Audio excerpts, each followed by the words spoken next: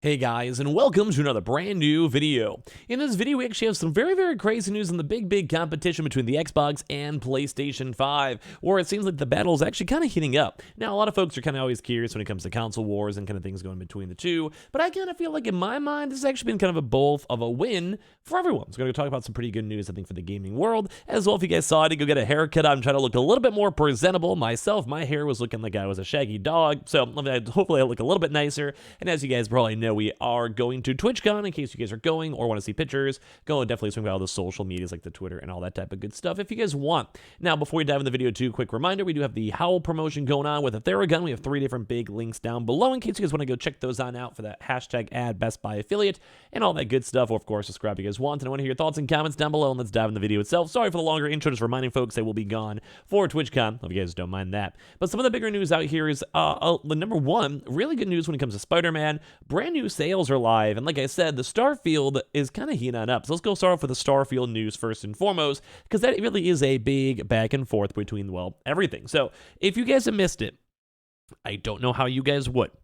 I'm going to be honest with you guys. I think everyone on the entire planet probably noticed that Starfield was actually released, and so far it actually did a lot better than a lot of folks were expecting.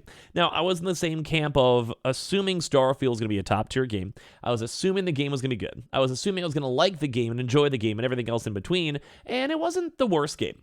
I still kind of put it like maybe like a nice solid 7, 8, 8.5 if you guys really enjoy that type of like Starfield, Bethesda, Skyrim, Fallout vibe, and maybe a little bit lower if you're just enjoying the game to see how it is. But with mods, I think that game's going to have a really good feel base and long-term support. Game's going to be cool if they ever do a DLC. I'm cool with that. Like, at the end of the day, the game, I'm not sad about it. Like, it's been kind of cool. But Starfield did go and become the #1 best-selling game, but the one big thing is that even with Starfield, a Bethesda classic game, it did not actually go and outsell the PlayStation 5.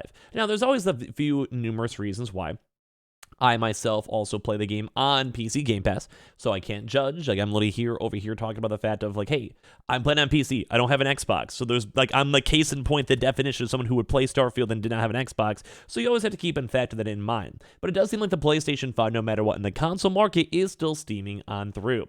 So the video game analyst group Kana has released the September 2023 video game market highlights. Obviously, it's a few weeks later because you have to wait for September to be done to go look through the information. And in it, the company reveals that the developer Bethesda Game Studios Starfield was the best-selling game last month, which is the month it launched, obviously. And just after 6 weeks on the market, Starfield is already the 7th best-selling game of the year, with February's Hogwarts Legacy remaining still in the top spot, which is insane to see on how good those Hogwarts Legacy sales still have been, even with all the controversy. Starfield hit Xbox and PC on September 6th, and while the Xbox Game Pass release surely helped to become the biggest launch ever for Bethesda game, with more than 6 million players so far, I'm sure it keeps on going up and up as time goes on, basically they're tracking more of the dollar sales, too, which is more intriguing, mainly because people know there's some Game Pass downloads and free downloads, quote-unquote, for like people actually buying the game, playing the game, etc., etc. So this means that Starfield was the best-selling game of September, despite even Xbox Game Pass, which is actually, I think, even bigger news to go and state, because that's big. Like, don't forget, they're trying to sell people on Game Pass. They're trying to get people on Game Pass. I, myself, avid gamer, was playing Starfield through Game Pass. I picked it for Game Pass. So that's insane. Like, they're basically so many people are buying the game. They're like, yeah, you want to know what? I'm going to pay the $70 for it.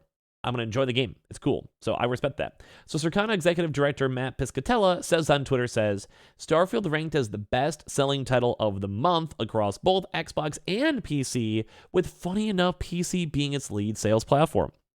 Now, I'm going to go be honest, too, just for my own, like, kind of chime in over here. Bethesda was always had its own individual launcher, if you guys remember that, back in the OG, if you guys are PC people. They had their own actual launcher. And then they mitigate everything over to either Steam or more so to Xbox at this point, Game Pass. And that's nutty for me to go and see. Because don't forget, PC is probably the bigger platform for even games like Skyrim and Fallout as of now. Obviously, back in the day, console folks are on top of that. But with mods, I saw so many of my friends. I'm talking like, let's say, OG Twitch people, modded communities, etc. And it kind of seems like a lot of folks kind of made their way to PC to mod games like Fallout and Fallout New Vegas and Fallout 4 and Skyrim and even like, like everything else, like even Oblivion and stuff. So that's insane. Also, don't forget, we also have the ESO Online, which is still very popular on console, but as well, also very popular on PC. But it's crazy to go and see that Starfield is also bigger on PC than even on Xbox. Now, once again, I was PC. I was on PC. I played Starfield on PC. I was a PC boy. So once again, I'm a part of the statistic too as well, so it makes sense. So other big September releases like a Mortal Kombat 1, EA Sports FC24, Payday 3, which was still garbage. I wish that game didn't exist. NBA 2K24 and the Crew Motorfest also make appearances on Surma's list for the top 20 best-selling games of last month. And in case you guys are curious on these numbers, Starfield's a new release, Mortal Kombat new release, and then EA Sports FC, which is kind of like FIFA, I believe. Madden right afterwards, Payday 3, NBA 2K24, The Crew, Armored Core, Hogwarts Legacy, and Call of Duty Modern Warfare 2 for the old game, which is insane because the new one's coming out very soon. And here are the top 10 best-selling games of the year so far, in case you guys are curious, with Hogwarts Legacy very strongly in first place. The Legend of Zelda Tears of the Kingdom also as well, with digital sales not included, so it might be a little bit higher. I did digital for this one. Madden, Diablo, which I'll be honest, did sell well, but a lot of folks are still unhappy with it with the new season coming out. Call of Duty, Star Wars Jedi Survivor, also intriguing because I also did myself on the EA streamability. Starfield, Mortal Kombat, Resident Evil 4, and MLB The Show, which I'm actually kind of surprised on seeing that we really don't see a PlayStation game on there. If you guys are looking through the top 10 best-selling games of this year. Now, we do have Spider-Man coming out very soon. And I want to say I do believe God of War was also 2022. And we haven't seen any major big PlayStation releases this year so far. Like, I'm talking like the big boys. Like, not like major, but like the big boys. Spider-Man level boys. So we'll see how well Spider-Man sells. And don't forget, Hogwarts is also on PS5. The Maddens are on PS5. Diablo, the type of stuff too as well. So you guys all know. But that's kind of intriguing to see. But even throughout all this type of stuff, though, the PlayStation was still the bestseller, which is insane to go and see. So Viscasella says that Mortal Kombat 1 was the best-selling game of September on the PlayStation platforms, placing in second on Xbox and PC, which is where Starfield came in first, and then Mortal Kombat was also ranked third on the Switch, though, which is funny because that game was horrible on the Switch. Elsewhere in the report, too, U.S. spending on video game content, hardware, and accessories actually grew 10% compared to a year ago. Maybe just a better launch title time sequence for games is a big possibility for that one. We've actually had a lot of really big AAA games all throughout this year, surprisingly enough, and they actually had a total for $4.5 billion.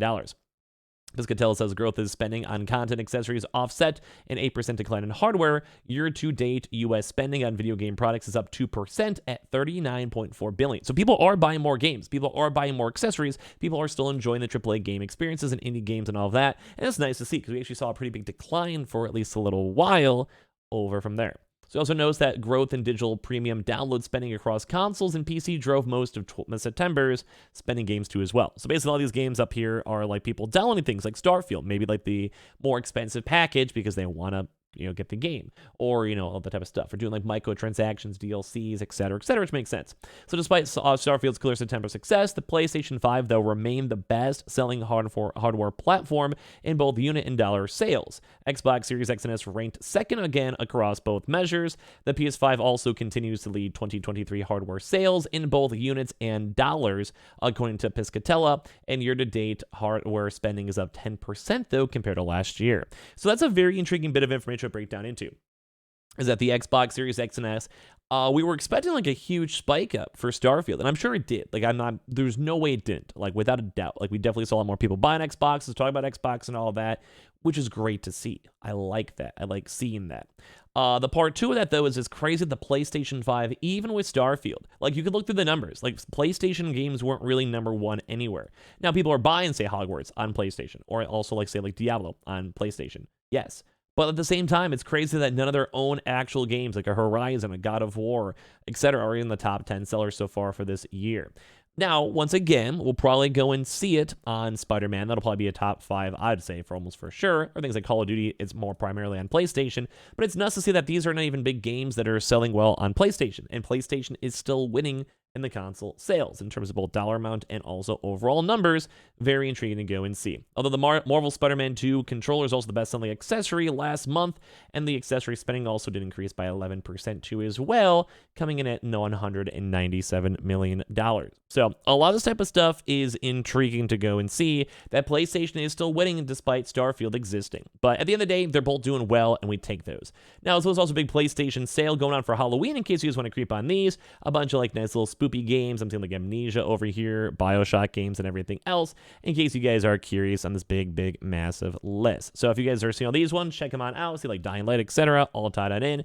And last but not least, we are still seeing Spider-Man reviews coming in great, where we're seeing almost like getting kind of close to perfect scores from a lot of different folks out here. So we love to see this. Like, I love seeing this. We're seeing 10, 10, 9, 9, so a 30 out of 40, even better than the Super Mario Bros. Game, and even better than like Yumiri Namaru, Los Etalons, and also the FIFA games too as well. So Spider-Man's still popping off a lot, and we like to see it. So check out all the nice little HOL links down below for the Best Buy sponsor for Theragun. We have the Twitter and Twitch if you're going to go and see my Twitch kind of ventures, and subscribe if you guys are new. We'll have a bunch more videos all throughout the rest of this weekend.